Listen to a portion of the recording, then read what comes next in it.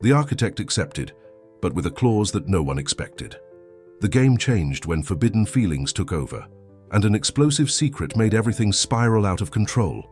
If this story interested you, don't forget to subscribe to our channel and tell us what city you're watching from. We'll continue.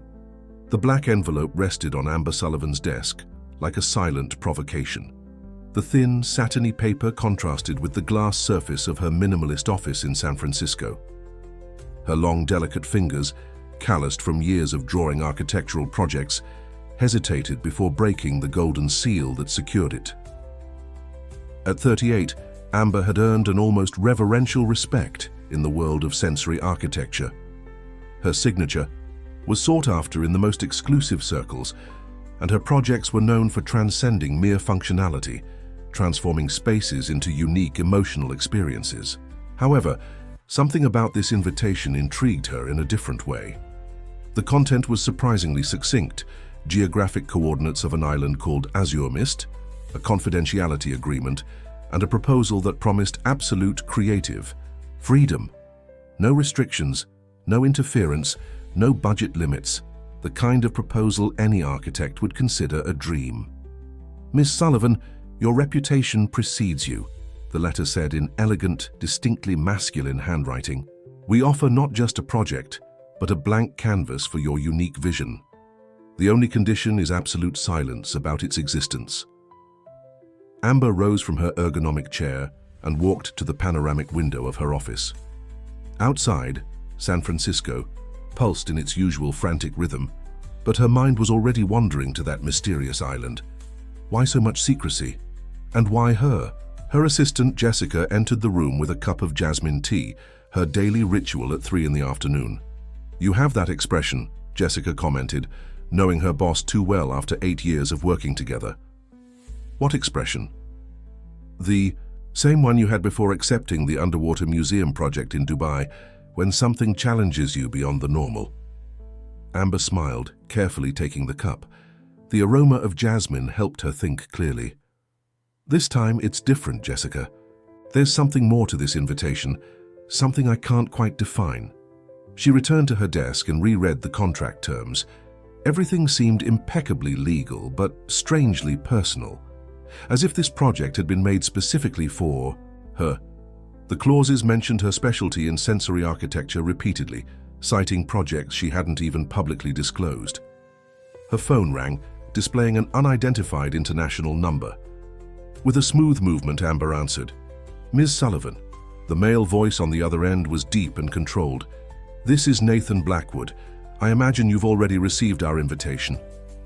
The name made Amber momentarily freeze. Nathan Blackwood was a legend in the tech world, known both for his revolutionary innovations and his absolute reclusiveness. "Mr. Blackwood, yes, I received it. I confess I'm intrigued by the proposal." "Excellent. Then I presume you're intrigued enough to accept a business dinner. I'll be in San Francisco today." The quickness of the proposal caught her off guard. "Today?" "At 8 p.m. at the Hotel Vitale, private dining room." There was something in his voice that suggested he wasn't accustomed to receiving no as an answer. Amber hesitated for a moment, her eyes scanning the black envelope on her desk again. Her intuition, usually accurate, sent mixed signals. There was something bigger behind this invitation, something that went beyond just another architectural project. "I'll be there," she finally replied. "Perfect. And Ms. Sullivan, come prepared for a proposal that goes beyond architecture." The line went dead before she could question what that meant. Amber stood there, looking at the phone in her hand, while her mind tried to decipher the layers of that enigmatic conversation. Jessica, who had witnessed everything in silence, arched an eyebrow. "So?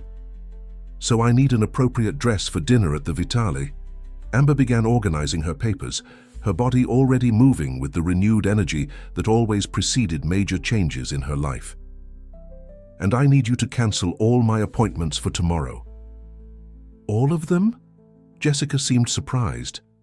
Amber never canceled appointments. "Yes, all of them." She paused for a moment, her green eyes fixed on the San Francisco horizon. "I have a feeling that after this dinner, a lot is going to change." The Hotel Vitale emerged in the San Francisco night like an immense urban ship, its revolutionary architecture cutting the sky in an impossible curve. Amber admired the structure for a few moments before entering, appreciating how the building defied gravity and convention, something she herself had always sought in her projects. Dressed in an elegant black midi dress that enhanced her tall, slim silhouette, Amber was led by a discreet employee to the private room. Her heartbeat at a slightly accelerated rhythm, not from nervousness, but from the anticipation of the mystery she was about to unravel. The door opened, revealing a panoramic view of San Francisco and a tall man, his back to the entrance, observing the city. At the sound of her steps, he turned slowly. Nathan Blackwood was exactly as the rare photos showed him, and at the same time completely different.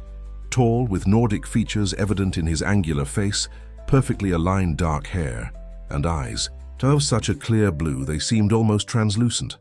But there was something more, something the photographs didn't capture, a contained intensity, as if his every movement was meticulously calculated. "Miss Sullivan," he approached, extending his hand in a formal greeting. "Your punctuality is admirable." "As is your power of persuasion, Mr. Blackwood," she replied, accepting the greeting. "It's not common for me to rearrange my schedule with so little notice." An almost imperceptible smile passed over his lips. "Please sit down. The chef has prepared a special menu for tonight." As they settled in, Amber noticed that the table was set for an elaborate dinner with various crystal glasses and silver cutlery. A sommelier appeared silently, serving a white wine that she recognized as a rare Pouligny Montrachet. "I've admired your work for a long time," Nathan began, his eyes studying her with disconcerting intensity. "Especially your conceptual project on spatial memory." Amber felt a shiver on the back of her neck. That project had never been published. It was a personal study kept in her private files. "How did you access that project?" "I have my resources," he replied naturally, as if there was nothing extraordinary about possessing confidential information. "But we're not here to discuss that. We're here to discuss Azure Mist." The first course arrived, an artistic composition of scallops with mussel foam and caviar. Amber waited for the waiter to withdraw before continuing. "Your proposal is intriguing, Mr. Blackwood, but I still don't understand why so much mystery." "Because what I'm going to propose goes beyond an architectural project." He paused, taking a sip of wine. "I need you to build a house on Azure Mist, but I also need you to marry me." Amber's fork stopped halfway to her mouth. For a moment, she was sure she had misheard. "Excuse me?" "It's a business proposal," he continued, his tone as casual as if he were discussing the weather.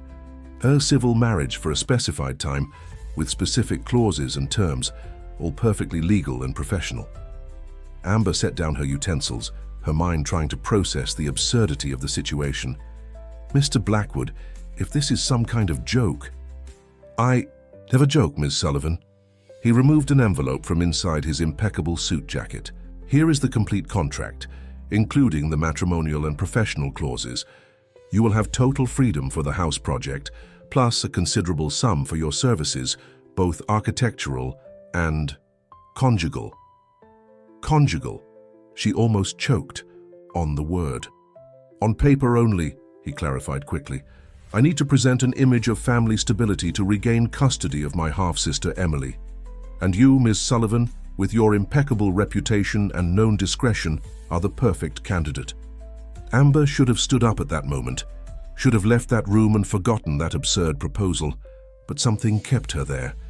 Perhaps it was the way his voice trembled slightly when mentioning his sister, or perhaps it was her own professional curiosity about what kind of house a man like that would want to build.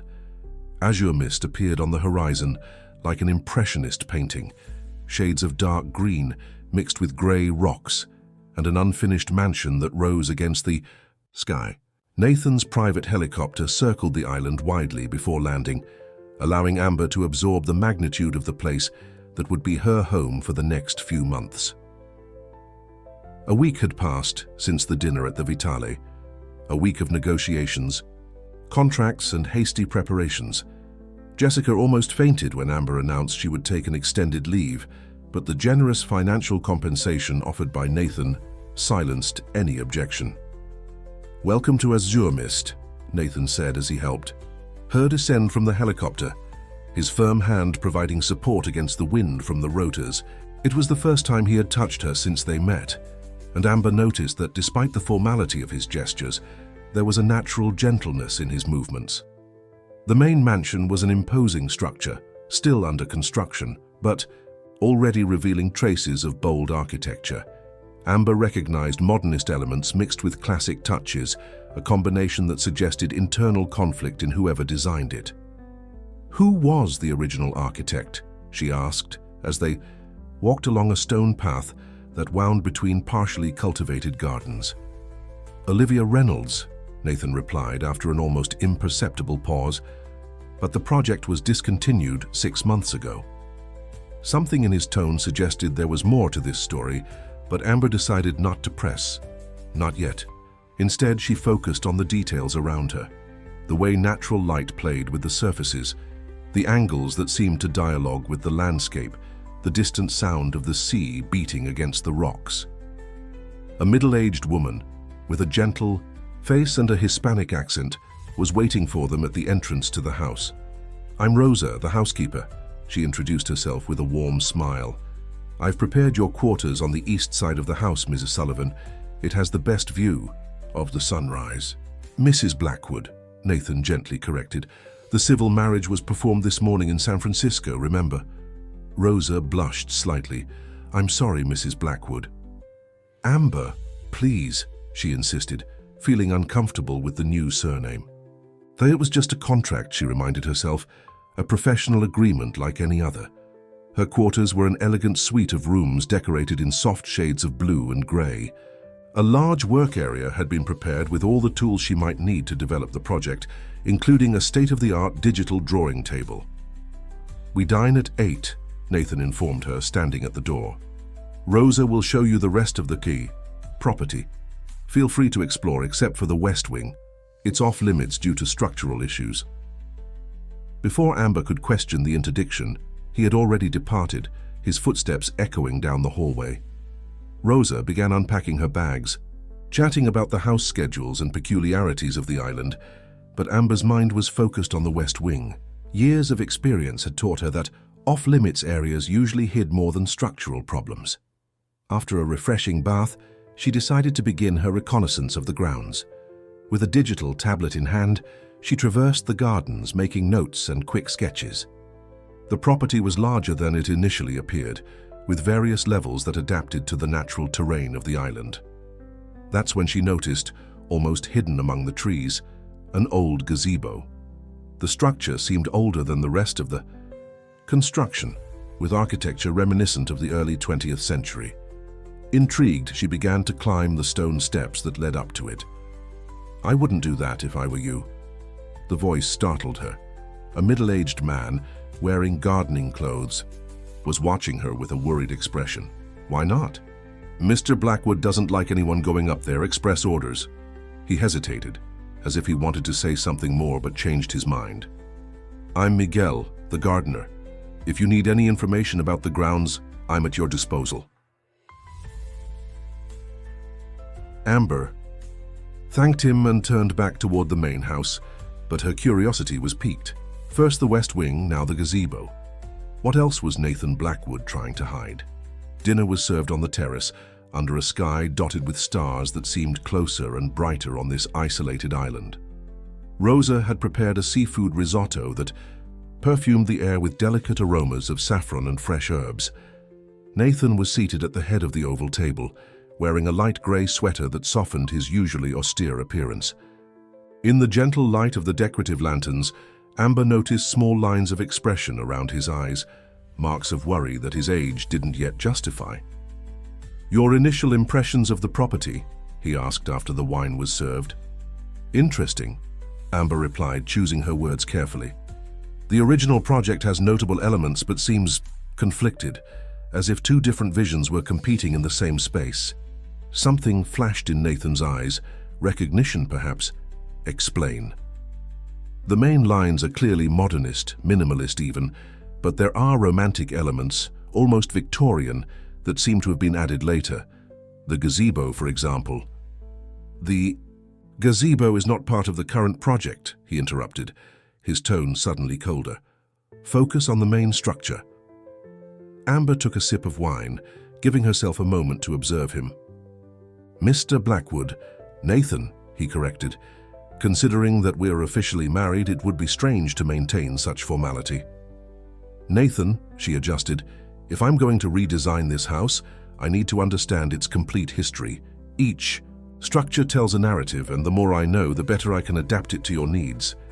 For a long moment, only the sound of the waves filled the silence between them. Finally, Nathan put down his utensils and looked at her directly. The gazebo was built by my father 30 years ago. It was a gift for my stepmother, Emily's mother. He paused, his jaw visibly tensing.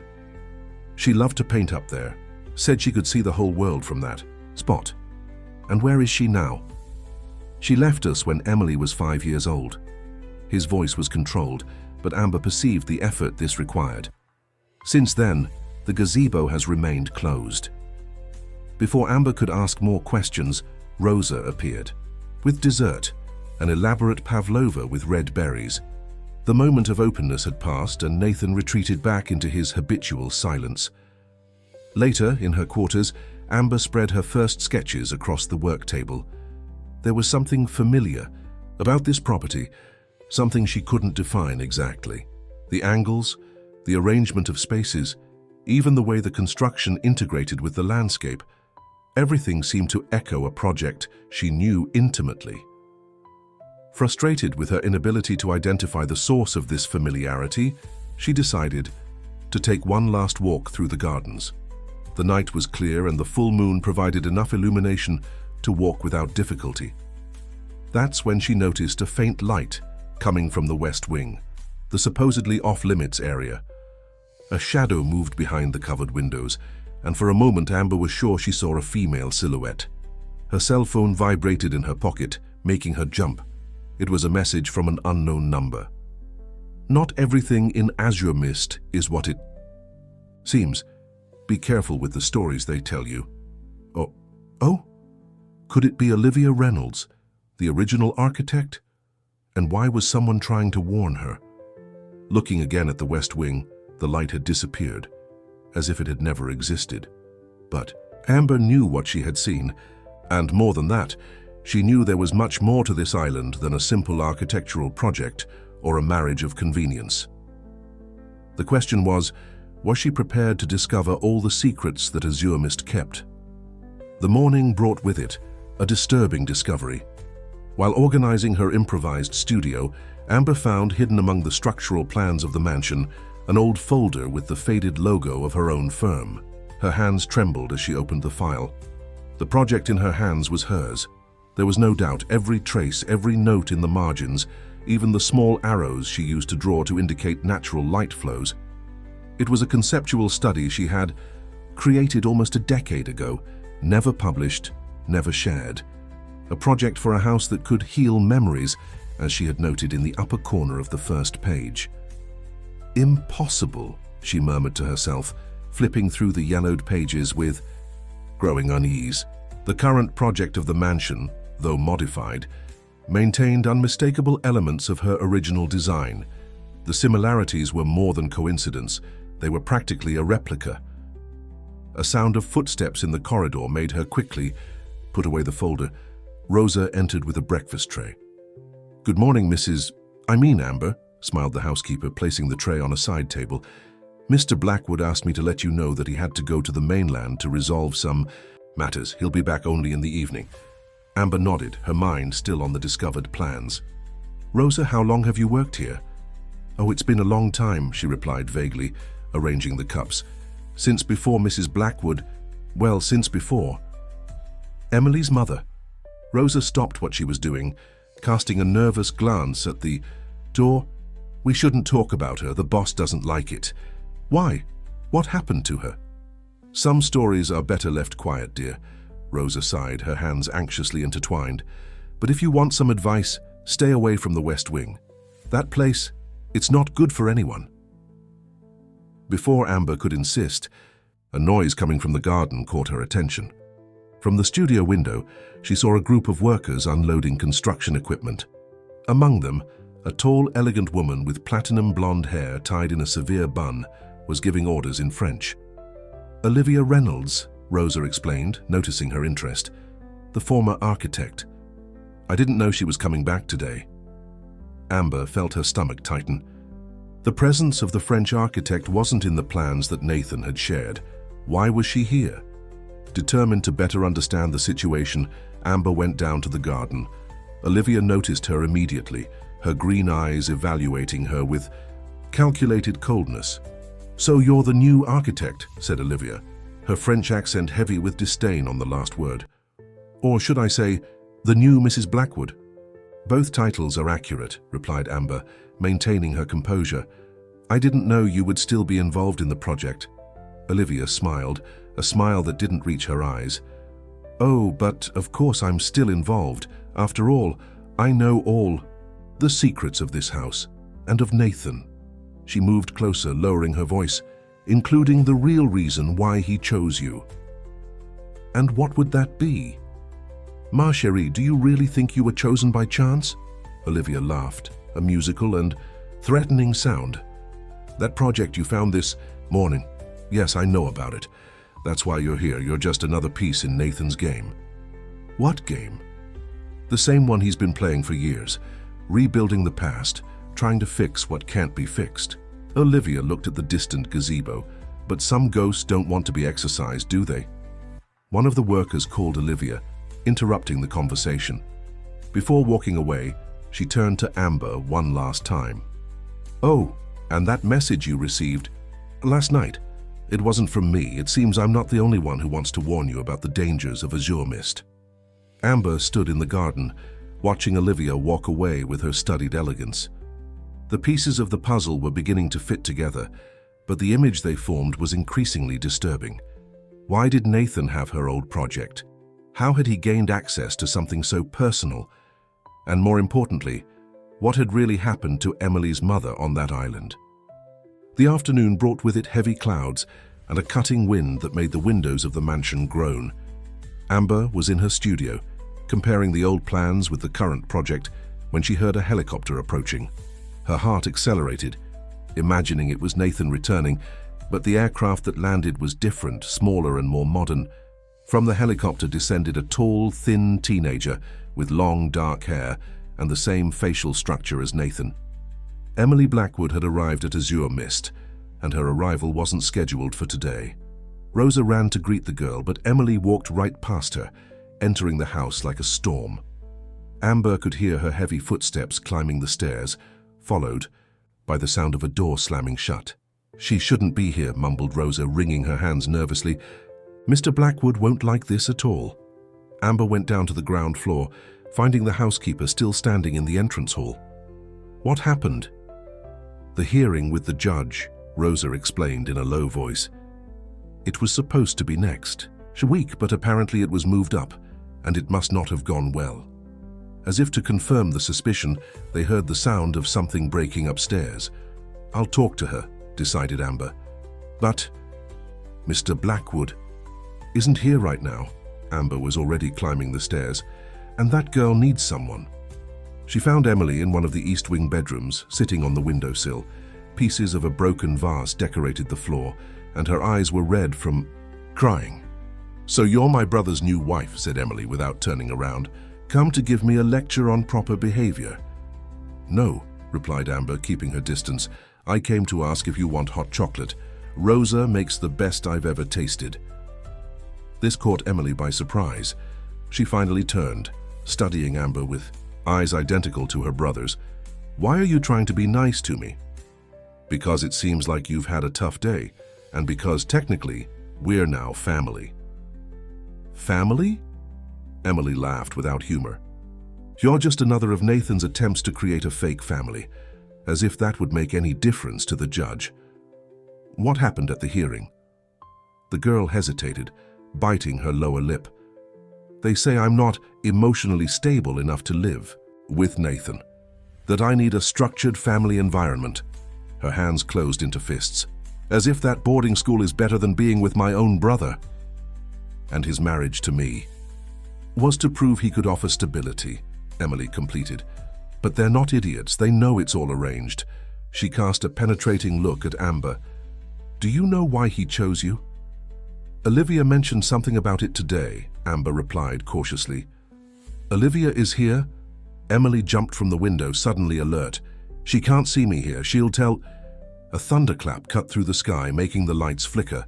When they came back on, Olivia was standing at the door of the room. Too late, ma petite, smiled the Frenchwoman. I've already notified your legal guardian that you ran away from boarding school. They're on their way. You had no right, shouted Emily. I have every right, dear. I'm your legal guardian, remember? At least until your brother proves he's capable of caring for you, which, let's face it, isn't going very well. Amber positioned herself between Olivia and Emily. You were Nathan's fiancée. It wasn't a question, but Olivia answered anyway. For 3 years, until he decided that rebuilding the past was more important than building a future. Her eyes glinted dangerously. But now I understand why he chose you. The project you found today, it's identical to the house where Emily lived with her mother, isn't it? The pieces finally fit together in Amber's mind. Her conceptual project, created years ago, had somehow served as the basis for recreating a place that existed in the past. A place that held memories that Nathan desperately tried to preserve.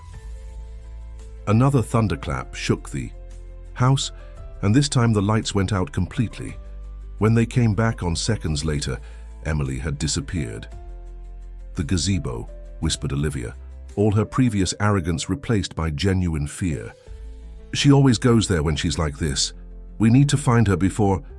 Before what? Before she does what her mother did. Olivia was already running for the corridor. Quick! The storm is getting worse. The rain lashed the island with a primitive fury, transforming the garden paths into muddy streams. Amber and Olivia ran toward the gazebo, their soaked clothes clinging to their bodies, while lightning illuminated the sky in dramatic flashes. Why did you say she might do what her mother did? Shouted Amber to be heard above the storm. What happened to Emily's mother? Olivia stopped abruptly, turning to face her. The water ran down her perfect face, undoing her mask of composure. You really don't know, do you? Nathan didn't tell you anything about Caroline. Caroline, Emily's mother, she was a painter, an incredible artist. Olivia looked at the gazebo that rose before them, its Gothic structure even more dramatic under the storm. She would spend hours up there, painting the sea, said it was the only place where she could breathe. A particularly strong lightning bolt illuminated the sky, and for a moment Amber swore she saw a silhouette in the gazebo window. What happened to her? She suffered from severe depression. After Emily was born, it got worse. Nathan tried everything, the best doctors, alternative therapies. He even renovated this entire island to make her feel at home. Olivia began climbing the slippery steps that led to the gazebo. But some people can't be saved no matter how hard we try. Nobody knows exactly what happened. It was a stormy night, like tonight. Caroline was in the gazebo, painting. When Nathan went up to call her for dinner, Olivia swallowed hard. She had disappeared. The only thing they found was an unfinished painting and a note asking for forgiveness. Amber felt her heart tighten. And Emily? She was only 5 years old. Nathan took custody of her, but he never got over it. He became obsessed with rebuilding the past, as if he could fix what happened by changing the setting where it all took place. Olivia laughed bitterly. That's why we ended our engagement. I wanted to build a future. He could only look backward. They reached the top of the stairs. The gazebo door was ajar, creaking in the strong winds. Emily, called Amber softly, entering the circular space. The teenager was sitting on the window ledge, exactly as her mother used to sit. Her clothes and hair dripped, forming a puddle. At her feet.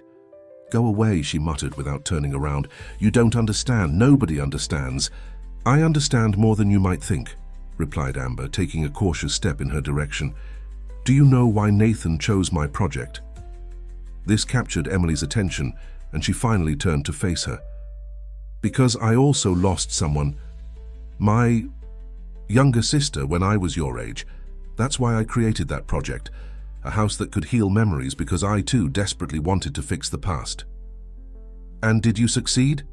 Asked Emily, her voice small and vulnerable. No, but I learned something important. We can't change what happened, but we can choose how to carry those memories. Amber was now just a few steps away. Your mother loved you, Emily, and Nathan loves you so much that he's willing to rebuild the entire world to make you happy. But doesn't he see that it's destroying us? That every time I look at this island, at this house, all I can think about is her? Tears mixed with the rain on Emily's face. Sometimes I understand why she did what she did. This place, there's something here that suffocates you. Then let's change it, said Amber, extending her hand to her, not to recreate the past, but to build something new, something that honors the memories without imprisoning us in them. A thunderclap shook the structure of the gazebo, making the windows tremble. Emily looked at Amber's outstretched hand, hesitating. The sound of the helicopter cut through the storm like an omen. Emily finally accepted Amber's hand, descending. From the ledge at the exact moment, Nathan burst through the gazebo door, soaked and breathless.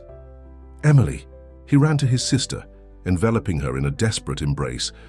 Never do that again, never again. How did you know she was here? Asked Olivia. Rosa called me as soon as Emily arrived. Nathan still held his sister, as if afraid she might disappear, if he let go. The judge alerted me that you had run away from boarding school. I came as fast as I could. I'm sorry, murmured Emily against her brother's chest. I can't take it anymore, Nathan. I can't pretend anymore that everything's okay, that we're a normal family. I know, little one, I know. He finally released her, looking into her eyes. That's why we're going to stop pretending. Everyone stared at him in surprise. What do you mean? Asked Olivia. I found Caroline's diaries today, kept in the family lawyer's office. Nathan ran, his hand through his wet hair, a gesture of fatigue. She wrote about this place, about how she felt imprisoned here, and I realized I'm doing the same thing to you, Emily, trying to tie you to memories that only cause pain. But the house, the project, Olivia began, was wrong from the start. He turned to Amber. That's why I sought you out, not just for your project about memories, but because you understand that sometimes we need to let the past go to be able to move forward. Amber felt her heart accelerate at the intensity of his gaze. You knew about my sister. I researched you for months before contacting you, read all your articles, studied your projects, saw how you transformed spaces of trauma into places of healing. He took a step in her direction. I didn't choose you just for the project, Amber. I chose you because you know how to rebuild not just houses, but lives. So the marriage, began Olivia. Started as a contract, yes, admitted Nathan. But maybe it could be more than that. He looked at Amber with a vulnerability she had never seen before. If you want it to be. A heavy silence fell over the gazebo, broken only by the sound of the rain that was beginning to diminish. Emily looked between her brother and Amber with a mixture of hope and apprehension. First, said Amber finally, we need to redesign this place, not as a replica of the past, but as a space for healing and new beginnings. She approached Nathan, gently touching his face. And we need to do this together, like a real family. Olivia cleared her throat, breaking the moment. Well, it seems my work here is officially over. She smiled, a genuine smile for the first time. Take good care of them, Amber. This family deserves a fresh start. Emily approached, taking Amber and Nathan's hands. Can we transform the gazebo into a studio so I can paint like she did, but in my own way? We can transform this place into whatever you want, replied Nathan, kissing his sister's forehead. We don't need to live in the shadows of the past anymore. The storm had passed, leaving the air clean and renewed. From the top of the gazebo, they could see a rainbow forming over the sea, as if nature itself was celebrating this moment of transformation. So, said Amber, looking at her new family, where do we begin? At the beginning, replied Nathan, intertwining his fingers with hers. as it should be. And there, in the same place where so many sad stories had played out, a new story began to be written. A story not of loss and ghosts, but of love, healing, and new beginnings. In the weeks that followed, Azure Mist began its transformation. The sound of hammers and electric saws echoed across the island, mixing with Emily's occasional laughter and the animated discussions between Amber and Nathan about every detail of the new project. The first step was to demolish the parts of the mansion that tried to replicate the past. Amber insisted they start with the West Wing, which had intrigued her since her arrival. When the walls came down, they discovered why it was kept closed. It was an exact replica of Caroline's old bedroom, preserved like a mausoleum of painful memories. "I found this among the rubble," said Emily one afternoon, handing Amber an intricately carved wooden box. Inside, there were dozens of architectural sketches made by Caroline, unrealized dreams of spaces she imagined creating. "Your mother had talent," commented Amber, studying the drawings with professional admiration. "She understood the language, of spaces as well as any architect. She used to say that architecture was poetry in concrete." Emily smiled, touching the yellowed papers with reverence. "I think that's why Nathan became so obsessed with recreating everything. It was his way of keeping her poetry alive." Amber observed the teenager attentively. In the last few weeks, Emily had begun to speak more openly about her mother, as if the demolition of the physical walls was also breaking down emotional barriers. "We can incorporate some of these elements into the new project," suggested Amber. "Not as a replica, but as a tribute, a way to honor her creativity while we create something new." Emily's eyes brightened. "Can we?" "Of course. In fact..." Amber picked up her tablet, opening a new project file. "Why don't you help me? You have her artistic eye. Together we can create something special." That's how their daily design sessions began. While the construction teams worked on the main structure, Amber and Emily would meet in the gazebo, now transformed into a temporary studio, to develop the interior details of the new house. Nathan would often find them there, observing silently from the door, a soft smile on his usually serious lips. The change in his sister was visible. Emily smiled more. Her eyes had lost that constant shadow of sadness, and her paintings, once dark and melancholic, were beginning to gain more vibrant colors. One afternoon, while reviewing plans for the winter garden, Emily asked a question that caught Amber by surprise. "Will you and Nathan stay married after all this is over?" Amber stopped drawing, her pencil suspended. Over the paper, it was a question she herself had been avoiding asking for the past few weeks. "I don't know," she answered honestly. "The initial contract was for a specified time." "But you don't need the contract anymore, do you? The judge already approved permanent custody after we proved Olivia was manipulating the psychological reports." It was true. The revelation that Olivia had influenced the evaluators to keep Emily away from Nathan had been the final blow to any authority she might still have over the family. Custody had been permanently transferred to Nathan, with Amber being officially recognized as the second legal guardian. "Things are complicated, Emily." "No, they're not," the teenager insisted, with the direct wisdom of youth. "You love each other. Anyone can see that. Even Rosa commented the other day how Nathan smiles more when you're around." Amber felt her heart accelerate. It was true that something had changed between her and Nathan in the last few weeks.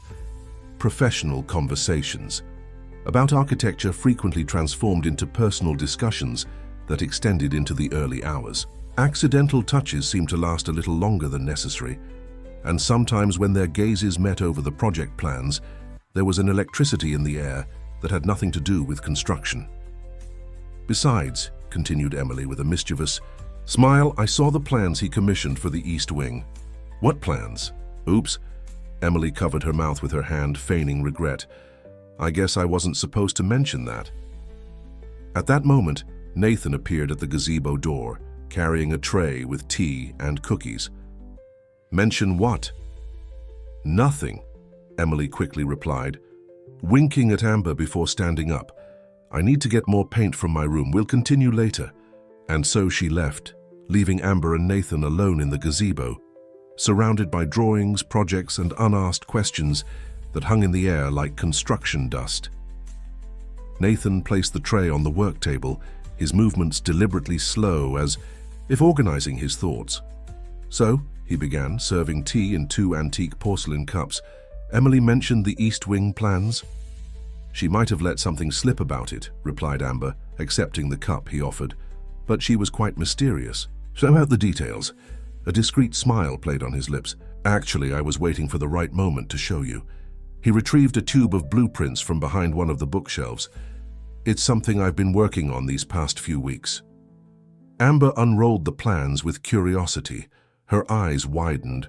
As she recognized the style, it was a perfect blend between her architectural approach and Caroline's artistic sketches they had found. "Nathan, this is a complete master suite," he completed, sitting beside her, "with an integrated studio, reading area, and a balcony that opens to the sunrise. Exactly as you described your ideal space would be that night we talked until dawn." She remembered that night. It had been after a particularly intense day of work, when they ended up sharing dreams and fears about their personal lives. "You paid attention to all that?" "I pay attention to everything you say, Amber." His eyes met hers with an intensity that made her heart skip. "In fact, I pay attention to everything about you." The atmosphere in the gazebo shifted subtly. The late afternoon light entered through the newly restored windows, painting everything in golden tones. "The initial contract ends in 2 weeks, he continued, his voice softer. "And I've been thinking." A noise on the stairs interrupted them. Rosa appeared, breathless. "Mrs. Amber, it's Miguel. He found something in the garden during the excavations for the new fountain. Something I think you need to see." They followed Rosa to the garden, where a small group of workers had gathered around a freshly dug hole. Miguel, still with the shovel in his hand, pointed to something shining in the dark soil. "It's a time capsule," explained the gardener, carefully removing a metal box from the earth. "Mrs. Caroline used to bury several of them around the property, said they were gifts for the future." Carefully, Nathan opened the box. Inside, they found an envelope addressed to Emily, another to Nathan, and a leather notebook with architectural designs. "She knew," murmured Nathan, his voice choked with emotion as he read the letter. "Caroline knew that someday we would need to rebuild this place. She wrote that the house should grow and change with the family, not trap us in the past." Amber gently touched his arm, feeling it tremble under her fingers. "There's more," said Miguel, retrieving another object from the box. It was a small blue velvet box. Inside was an antique sapphire ring. "My mother's engagement ring," explained Nathan, taking the jewel with reverence. "She wrote that it should be given to the person who helps the family find their way back home." His eyes met Amber's, and in that moment, all the unspoken words between them seemed to float in the air like particles of light. "Amber," he began, his voice hoarse with emotion, "I know our beginning was unconventional, that we started with contracts and obligations, but at some point, between architectural plans and conversations at dawn, between crises and reconstructions, Me too," she interrupted softly, her eyes shining with contained tears. That's when they heard a familiar sound, Emily running down the garden path, her hair flying in the wind. "You won't believe it," she shouted, brandishing a paper. "The judge just called. He approved not only permanent custody, but also—" She stopped abruptly, noticing the scene before her. The open box, the letters, the ring in Nathan's hand. "Oh," she said simply, a smile illuminating her face. "I guess you found Mom's gift." The discovery of the time capsule changed everything at Azure Mist, not just because of the ring or the letters, but because of the architectural designs that Caroline had left, visions of how she imagined the island could evolve over time. "Look at this," said Amber, spreading the drawings on the large desk in the office. It was late at night, and she, Nathan, and Emily were gathered analyzing Caroline's legacy by the light of aromatic candles. She had planned an entire complex of sustainable houses, a kind of artistic community. "Azure Mist Arts Center," read Emily from one of the headers, her fingers tracing her mother's elegant handwriting. She wanted to transform the island into a refuge for artists. "Not just that," replied Nathan, who was reading the letter addressed to him for the third time. "She wanted to create a place where people could heal through art, where trauma could be transformed into creation." Amber observed the Blackwood siblings attentively. There was something different in their faces, a peace that wasn't there before, as if Caroline's words had finally freed something trapped in their hearts. "This explains why my sensory architecture project attracted her so much," she commented, picking up her own recent sketches.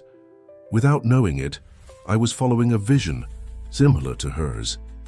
"Maybe it wasn't a coincidence," suggested Emily, her eyes shining with that wisdom that sometimes surprised everyone. "Maybe the universe has its own plans for bringing the right people together." Nathan took Amber's hand across the table, the sapphire ring now shining on her ring finger. There had been no formal proposal. There didn't need to be. After finding the time capsule, everything flowed naturally, as if Caroline had somehow blessed the union years before it happened. "So," he said, "shall we do this? Shall we realize her dream?" "With some modern adaptations," replied Amber, already scribbling ideas in her notebook. "We can integrate cutting-edge technology with her artistic concepts, create spaces that are both functional and therapeutic." "And I can help with the artistic part," exclaimed Emily, her teenage energy contagious. "I already have some ideas for murals in the common areas." Rosa entered silently with a tray of hot chocolate. It had become a nightly ritual for them, these planning meetings that frequently extended into the early hours. "Mrs. Caroline would be proud," commented the housekeeper, her voice choked with emotion. "Seeing the family united like this, building something new. Not just the family," corrected Nathan, smiling at Amber, "but something bigger, a community." In the following weeks, Azure Mist transformed into an even more active construction site. Caroline's plans were carefully studied and adapted for the 21st century. Where there were once walls, community gardens emerged. The old helipad was transformed into a central plaza with an open-air amphitheater. The gazebo, now fully restored, became the first functioning studio. Emily began giving painting classes to children from the mainland on weekends, a pilot project that would soon expand. One afternoon, while supervising the installation of solar panels that would power the complex, Amber found Nathan standing in the same spot where Caroline used to paint. "What are you thinking about?" she asked, embracing him from behind. "About how sometimes we need to lose something to find something greater," he replied, covering her hands with his. "For years, I thought I needed to rebuild the past to honor Caroline's memory, but she had already left the path to the future. We just needed to be ready to see it. And now we're creating our own story. Not a replica of the past, but something new, something ours." From the garden, they could hear Emily's laughter mixed with the voices of children in her art class. The sound echoed across the island, like music, the perfect soundtrack for this new beginning. "You know what else I found in your mother's plans?" commented Amber, a mysterious smile on her lips. "What? Plans for a chapel? Small, intimate, with glass walls facing the sea."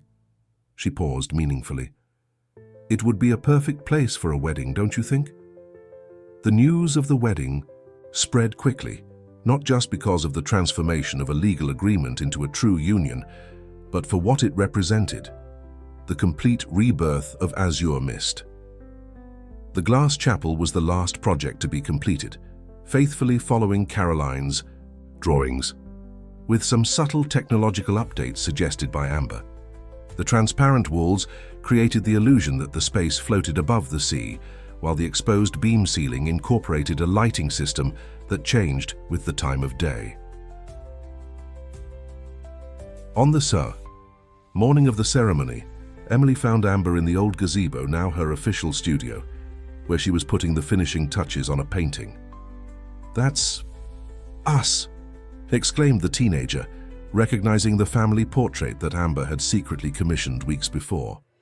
The canvas showed Nathan, Emily, and Amber sitting in the garden during one of their night planning sessions, but the artist had included something more, an ethereal, almost translucent figure of a woman smiling in the background. Caroline watching over her family with love. "I thought we could hang it at the entrance to the arts center," said Amber, moved by Emily's reaction. "First, to show that some bonds never break, they just transform." Emily impulsively hugged Amber, silent tears wetting the silk robe she was wearing. "You saved our family, you know." "No," Amber gently corrected, pulling back to look into the girl's eyes. "We saved ourselves together. You, me, Nathan, and yes, your mother too, with her plans and her vision of the future." A gentle knock on the door interrupted the moment. Rosa entered, carrying an old box. "I found this in the attic," said the housekeeper, her eyes shining with contained tears. "I think Mrs. Caroline would want you to wear it today." Inside the box was a vintage wedding dress in pure silk and French lace with a yellowed note, "For the woman who brings light back to Azure Mist." "How did she know?" whispered Emily, touching the delicate fabric with reverence. "Your mother was an artist," replied Amber, feeling a deep connection with that woman she never met. "And artists have a special way of seeing the future." The ceremony was intimate, just family and close friends. The evening light streamed through the glass walls of the chapel, creating a spectacle of colors that seemed to dance around the couple. Nathan waited at the altar as Amber entered, wearing Caroline's dress perfectly, fitted, as if it had been made for her. Emily preceded her, scattering flower petals from the garden that she herself had cultivated. "You look," Nathan began, his voice failing with emotion when she reached his side. "I know," she smiled, intertwining her fingers with his.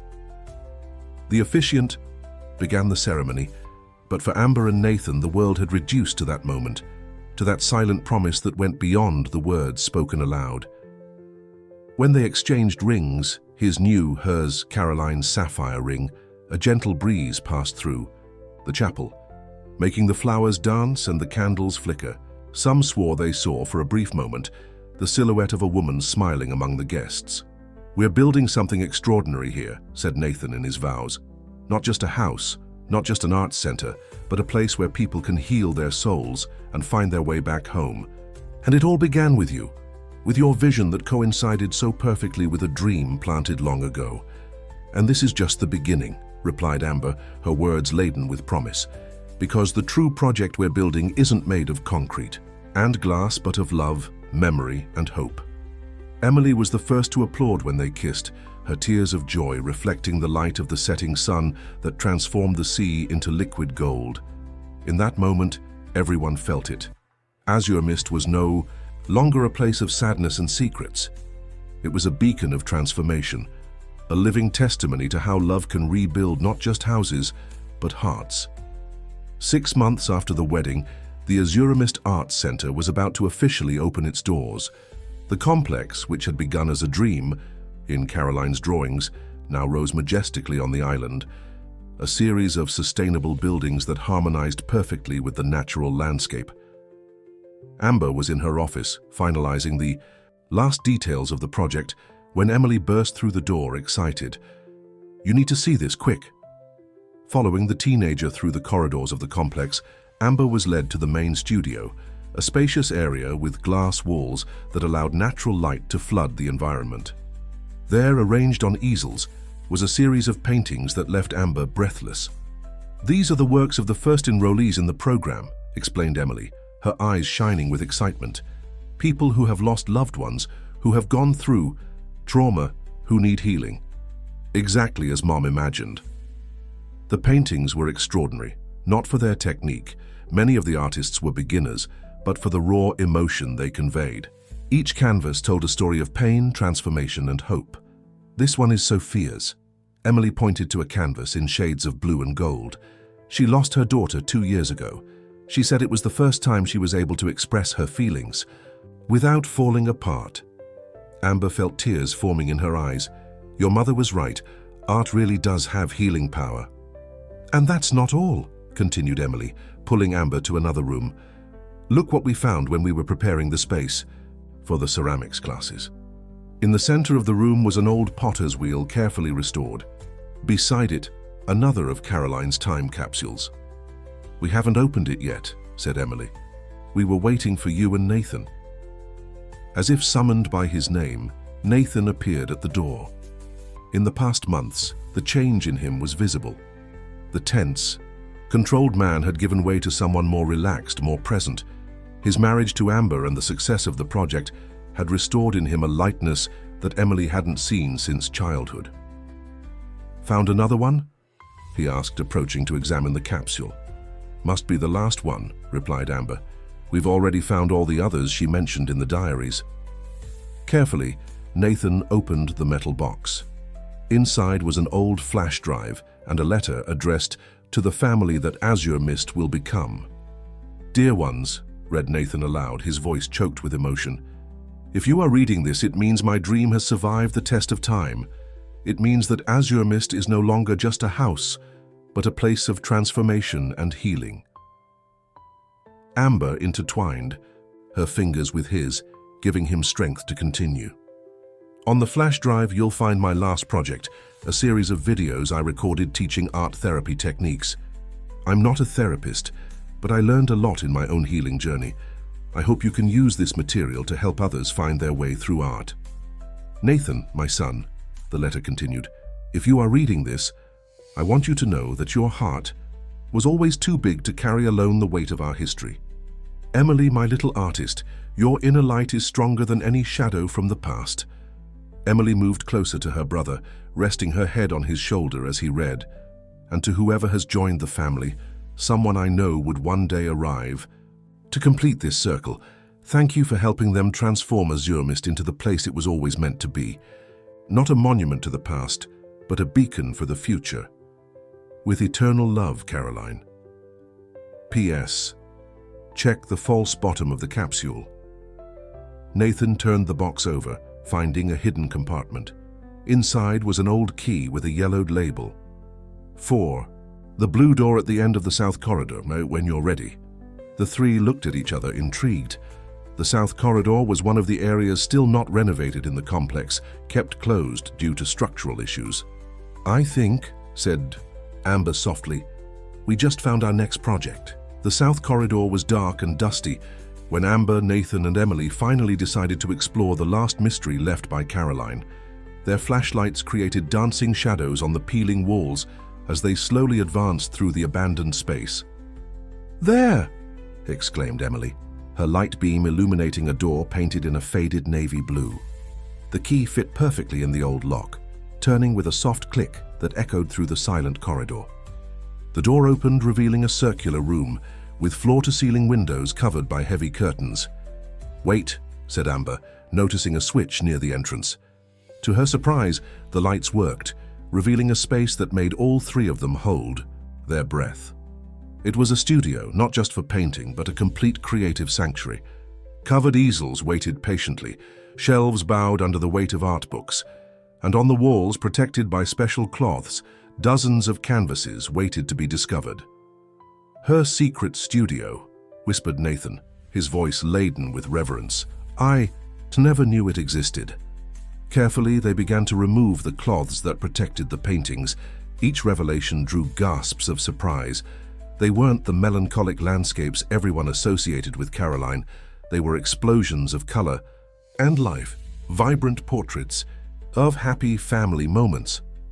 "Look," Emily pointed to a particularly large canvas.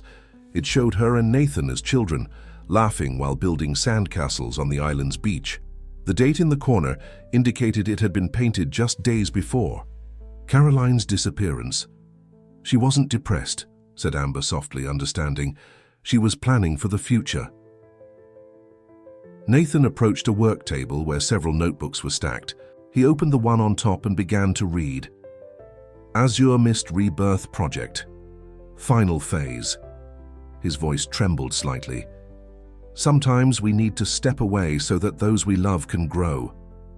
My presence here has become a burden, not due to sadness or depression, but because Nathan and Emily need to learn to fly with their own wings."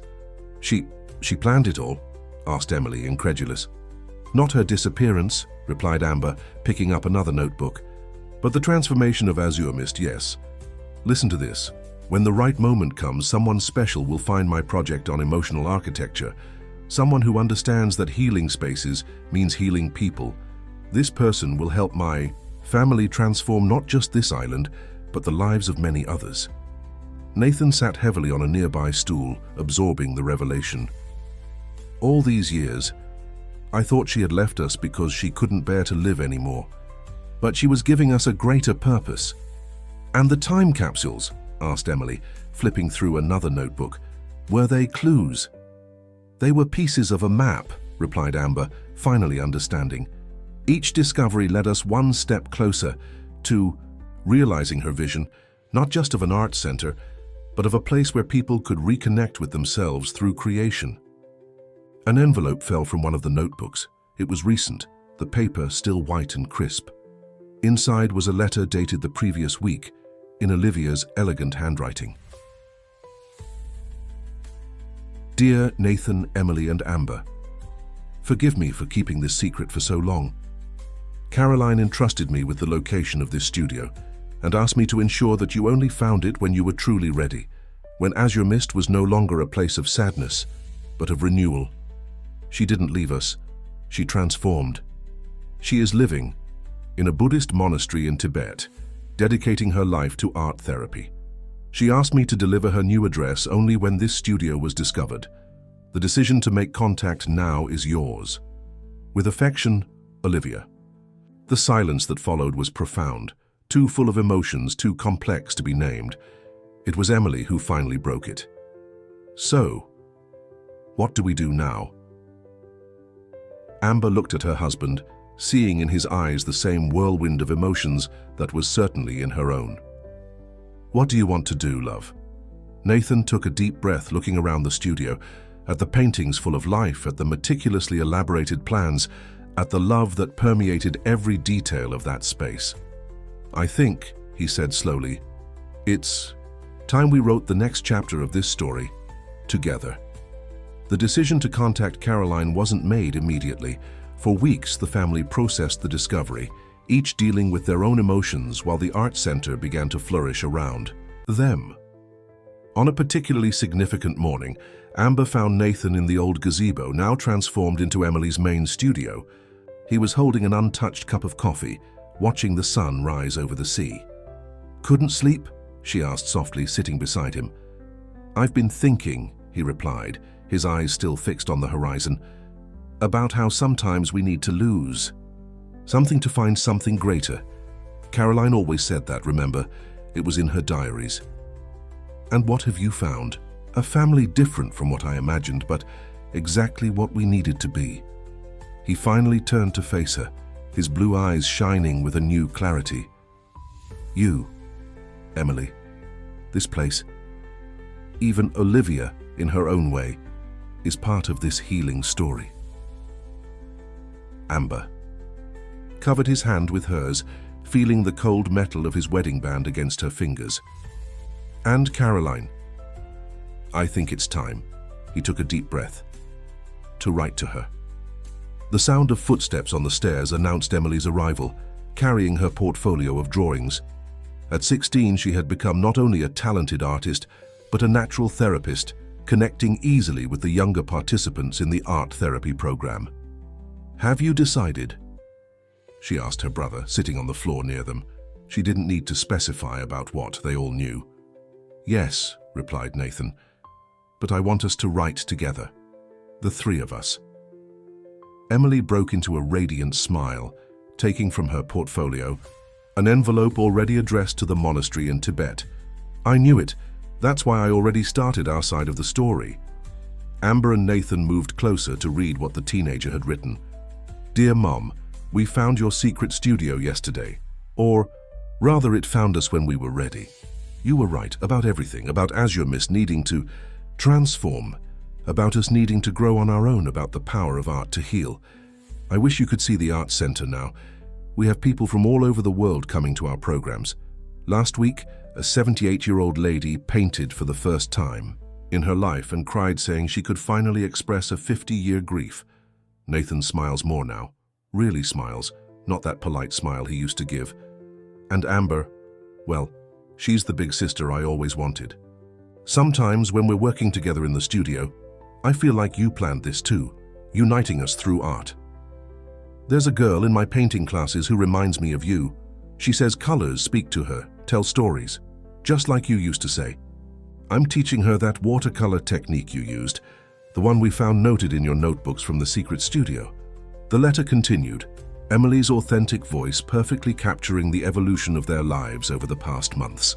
Nathan picked up a pen and added his own part. Mom, it took me a long time to understand that your departure wasn't an end, but a beginning. That sometimes the greatest act of love is giving space for people to find their own path. You gave us more than an island or a project. You gave us a purpose. Azure Mist is no longer a place of sadness. It's a beacon of hope for people who, like us, need to discover that pain can be transformed into something beautiful. Amber watched her husband and stepdaughter writing, their hearts finally open to a reconciliation that seemed impossible a few months ago. When it was her turn to contribute to the letter, the words flowed naturally. Dear Caroline, we've never met in person, but you have been a constant presence in our journey. Your projects, your ideas, your vision, all of this has guided us to this point. As an architect, I now understand that you built much more than physical spaces. You architected possibilities for healing and transformation. Your legacy lives in every smile we see here, in every artistic discovery, in every moment of healing. And most importantly, it lives in the love that unites this family that I now have the honor of calling my own. Caroline's response arrived on a spring morning, 3 weeks after they sent the letter. The envelope, with Tibetan stamps and a familiar handwriting, was accompanied by a small package. The family gathered in the secret studio to open the correspondence. Rosa prepared tea for everyone, her hands trembling slightly as she served. She too had been part of this story from the beginning. Would you like me to read it? Offered Amber, seeing how Nathan and Emily seemed emotionally overwhelmed. Both nodded and she began. My beloved ones, every word of your letter was like a balm to my soul. Seeing how Azure Mist has transformed into the place I always dreamed, not just an art center but a true sanctuary of healing, brings me a joy that words cannot express. Nathan, my brave son, you were always stronger than you imagined. Seeing how you managed to transform your pain into purpose, how you opened your heart to love again, makes me certain that I made the right decision in leaving. Some trees only grow when they have space to stretch their roots. Emily, my little artist who has now blossomed into a natural young therapist, your words about the painting classes made me cry with joy. You not only inherited my love for art, but developed something even more precious, the ability to use that gift to help others heal. And Amber, who entered this family first by contract and stayed for love, you are the answer to my prayers. Your sensory architecture projects, your deep understanding of how spaces affect emotions. You brought a dimension to my dream that I didn't even know was missing. In the package that accompanies this letter, you will find 3 things. First, a string of Tibetan prayer beads that I use in my meditations. Each bead represents a prayer for someone's healing. In recent weeks, I have been meditating for our family's healing, not because we need fixing, but because healing is a continuous process of transformation. Second, a notebook with art therapy, techniques I developed here at the monastery. These are exercises that combine meditation, art, and emotional healing. Perhaps they can be useful at the center. Finally, a key. Not a physical key, but a symbol, a pendant that I had made especially for you. It represents that although I chose a different path, my heart will always have a home in Azure Mist. As for meeting in person, yes, I think it's time. Not to try to recover what was lost, but to celebrate what was found. I plan to visit the Arts Center on the next spring equinox, if you are prepared. Until then, continue the wonderful work you're doing. Each life touched by the Arts Center is confirmation that sometimes we need to lose ourselves so that others can find themselves. With eternal love, Caroline P.S. Amber, I found your articles on sensory architecture. I've been using some of your concepts in designing the monastery's new meditation center. It seems that even before we knew each other, we were already connected by the same purpose. When Amber finished reading, the silence in the studio was charged with emotion. Emily was the first to move, carefully opening the package. The string of beads shimmered softly in the morning light, each bead telling a silent story of healing and transformation. "So," said Nathan softly, his voice choked but firm, "what do you think? Are we ready to receive her in the spring?" Amber looked at her husband and stepdaughter, seeing in their eyes no longer the pain of abandonment, but the promise of a new beginning. "I think we always were. We just needed to find our own way. First?" "How did she know?" asked Emily, holding the key-shaped pendant. "How did she know everything would fit together like this?" "Because she understood," replied Amber, "that sometimes the deepest love isn't the one that holds on, but the one that sets free. And that every ending can be a new beginning if we have the courage to turn the page." The months that followed. Caroline's letter brought a new energy to Azure Mist. As the spring equinox approached, the island pulsed with a mixture of anticipation and renewal. The Arts Center had become a success beyond expectations. Resident artists from around the world mingled with people seeking healing through art, creating a vibrant and welcoming community. The art therapy techniques sent by Caroline were incorporated into the program, bringing a spiritual dimension that perfectly complemented the existing approach. On a particularly busy afternoon, Amber was supervising the installation of a new exhibition when she noticed something different in Emily's behavior. The teenager was quieter than normal, spending hours alone in her mother's secret studio. "May I come in?" asked Amber, knocking gently on the blue door that was now always unlocked. Emily was sitting on the floor, surrounded by canvases in different stages of completion. All portrayed the same scene from different angles, a dark-haired woman practicing Tai Chi in a Zen garden. "They're beautiful," commented Amber, sitting beside her stepdaughter. "Is that how you imagine your mother now?" "Actually," replied Emily, dipping her brush in a soft shade of green, "they're for her. I want her to see how I've imagined her all these years at peace, finding her own path of healing." Amber felt her heart tighten with the young woman's maturity. "You've changed so much in this past year." "We all have," Emily smiled, adding delicate details to one of the paintings. Even Rosa noticed. She said the island has finally found its rhythm, like a song that was always there, but that we're only now able to hear. The sound of footsteps on the stairs announced Nathan's arrival. He carried a folder of documents, and his face had that expression that Amber knew well, that of someone who had a transformative idea. "What are you planning?" she asked, recognizing the gleam in his eyes. "I was thinking," he began, sitting with them on the studio floor, "about how we can expand the work of the center. I received proposals from 3 different universities wanting to establish partnerships for research in art therapy. And," Amber encouraged, knowing there was more, "what if we transformed Azure Mist into something even bigger, not just an art center but a complete foundation? We could offer scholarships, fund research, create artistic residency programs." "The Caroline Foundation," whispered Emily, putting down her brush. "To help people find healing through art, anywhere in the world." "Exactly," Nathan smiled, pulling his sister into a side hug. "What do you think?" "I think your mother would love it," replied Amber, picking up one of Emily's sketches, transforming her personal vision into something universal, something that can touch even more lives. "There's one more thing," said Nathan, removing an envelope from the folder. "Olivia sent this today. These are her plans for a similar center in Paris. She wants to be part of the foundation, help expand the concept to Europe." Emily took the plans, her eyes widening as she saw the details. She incorporated elements from Mum's drawings. "And look, she used that natural lighting technique you developed, Amber." "Sometimes circles close in the most unexpected ways," commented Amber, observing how Olivia's projects really combined elements from all of them. Caroline's original vision, her own innovations in sensory architecture, and even some artistic patterns she recognized from Emily's work. "Only 2 weeks until the equinox," Emily reminded them, turning her attention back to the paintings. "Do you think we can have everything ready by then?" "The foundation? Probably not," replied Nathan. "But we can have the concept developed, something concrete to present to her." "It's not just that." Emily bit her lip, hesitant.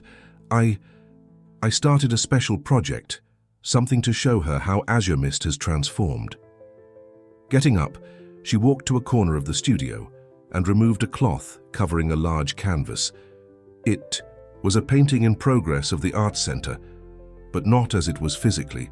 It was an emotional interpretation of the space, with fluid colors that seemed to dance across the canvas, representing all the stories of healing and transformation that had happened there. "This is how I see this place now," explained Emily. "Not just buildings and gardens, but a living organism, pulsing with all the stories it has welcomed." Amber and Nathan remained silent, absorbing the depth of the work.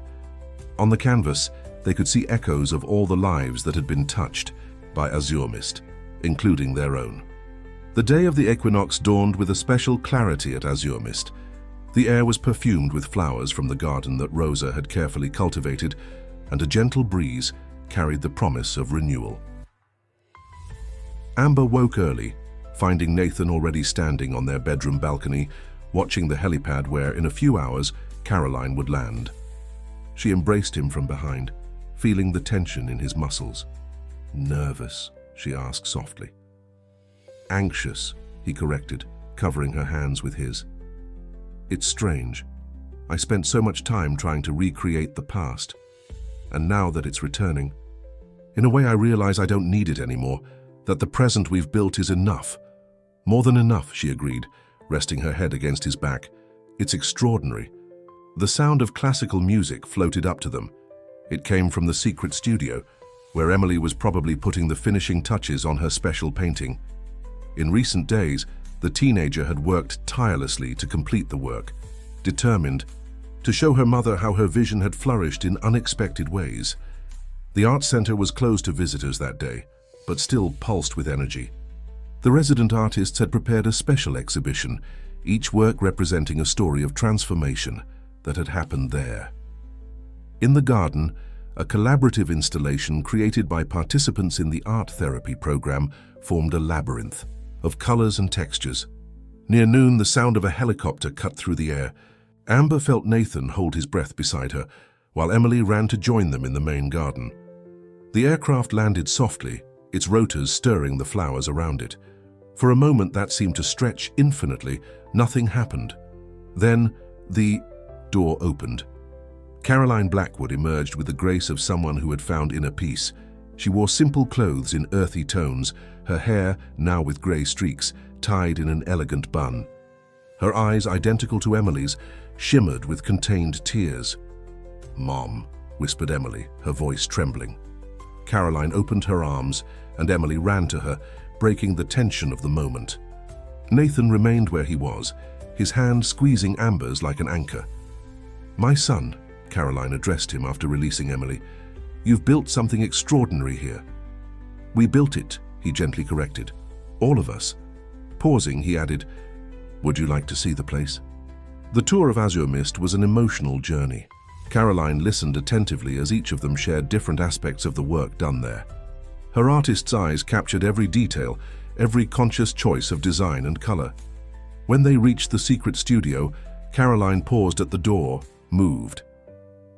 "You found my sanctuary and transformed it into something new," replied Emily, guiding her to her special painting, "just as we did with all of Azure Mist."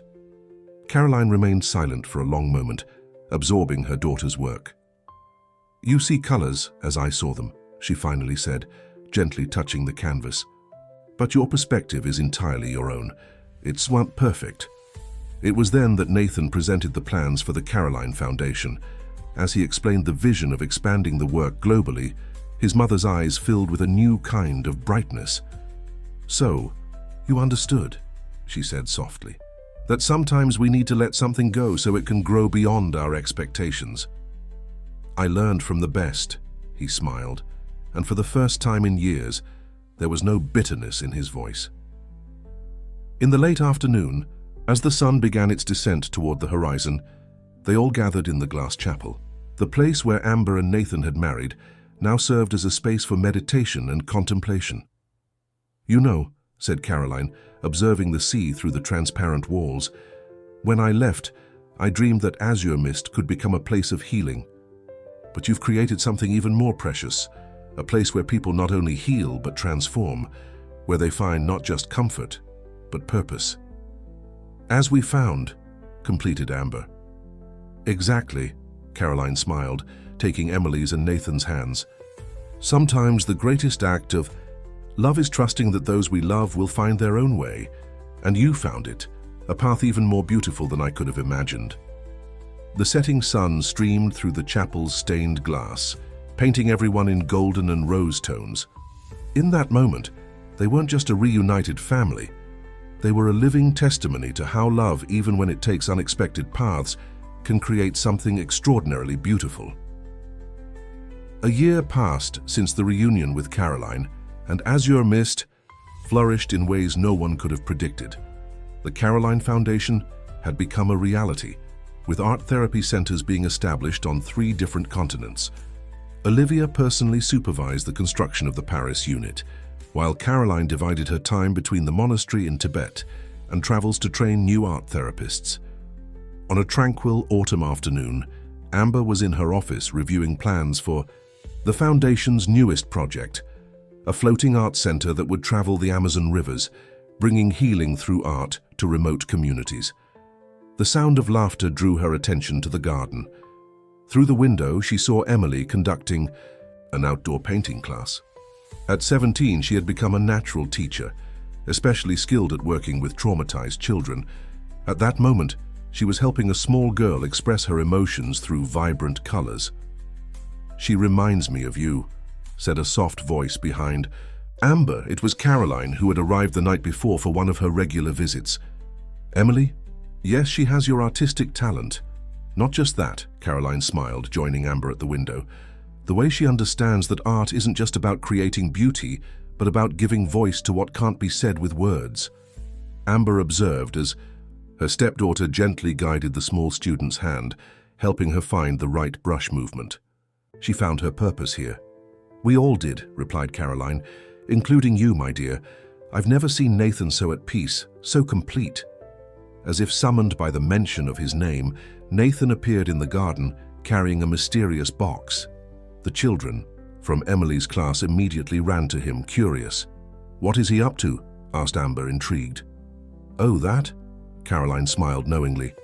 "It's part of the special project he's preparing for your anniversary. He asked for my help with some details." Before Amber could question further, Rosa entered the office with an excited expression. "Mrs. Amber, the confirmation from the Ministry of Culture just arrived. The Azure Mist Arts Center has been officially recognized as a cultural heritage, site of international importance." The news was significant. It meant not just recognition, but also additional resources to expand the Foundation's work even further. Caroline hugged Amber, both moved.